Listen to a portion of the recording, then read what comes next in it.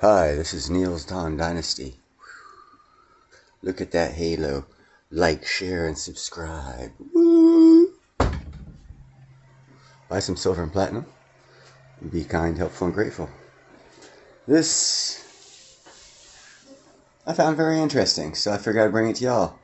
India is flexing its testicles in a peaceful manner to Putin. I never saw this coming. Repeatedly defending his actions in Ukraine. Yesterday, it was Xi Jinping, and today it was India's Prime Minister Narendra Modi. There is a marked shift in the Russian president's tone. He is reassuring allies that the war will end soon. He's answering questions and addressing concerns.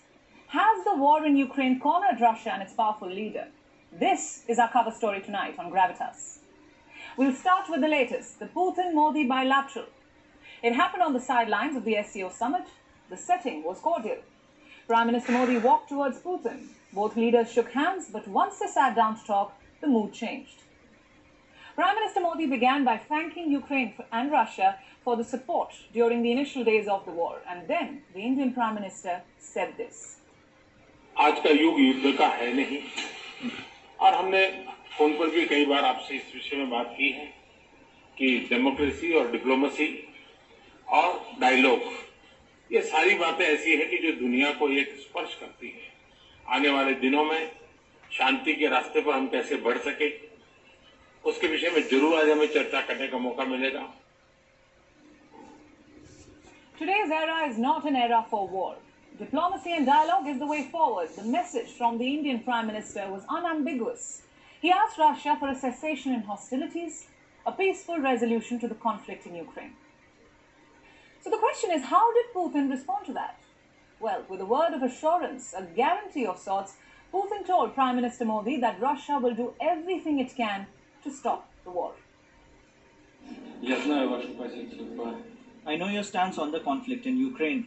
I know about the concerns that you voice constantly.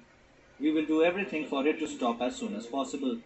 Unfortunately, the leadership of the opposing side, Ukraine, has stated that they refuse to hold talks and that they want to reach their goals militarily, or as they say, on the battlefield.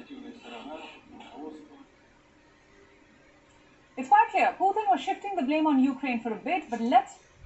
Alright, anyhow, enough of that. What I'd like to talk to you guys about, after hearing this report from Gravitas News on the YON news station, is BRICS. India, China, Russia, they're all part of BRICS. Now, confidence.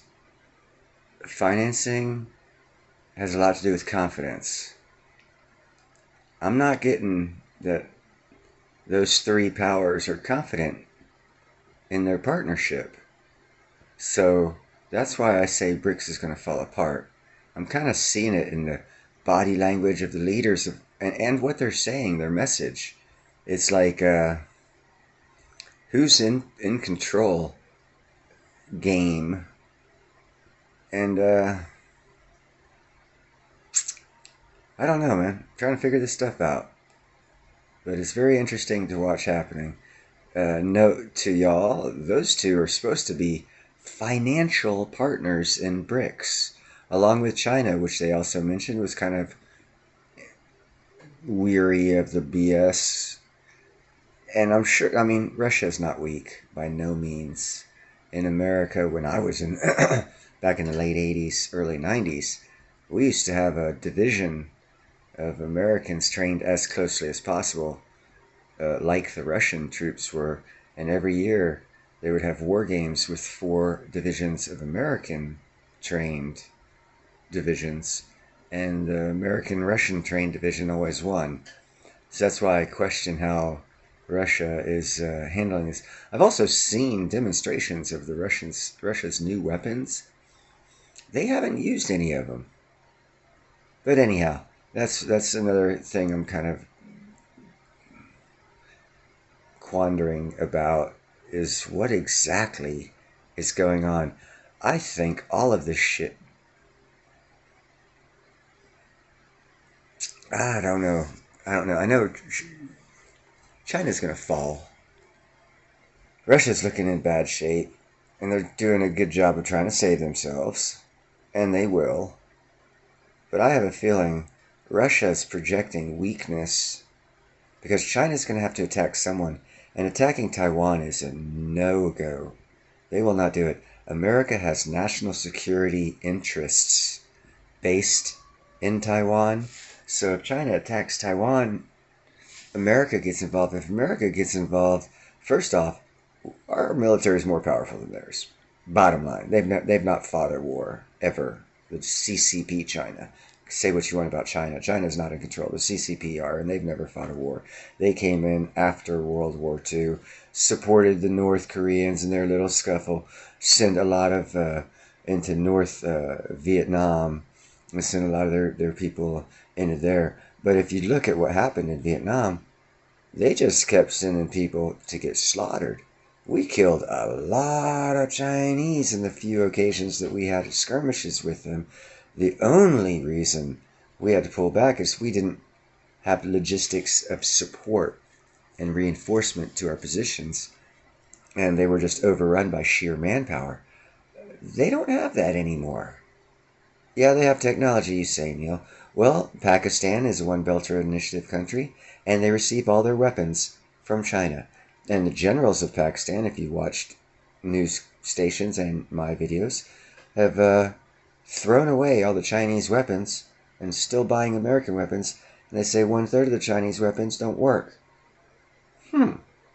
So if one of the China's Belt Road Initiative countries is saying the Chinese military weapons they're being supplied with by China are shit, well, I could only conclude that the Chinese are giving their men that same weaponry, which means the size of their military just dropped by 1/3 because of ineffective weapons. Now I gotta wonder about their missile systems and everything else. Sure, they tested them out. They probably had to try and work out the bugs, and that's probably what the Taiwan Straits little missile firing thing was. And quite frankly, a lot of those missiles went astray, several of them landing in Japan's economic zone waters, which is an act of war in and of itself. But anyhow, enough talk about that. China will be gone. India is very powerful, and Russia is very coy. You guys have a good evening.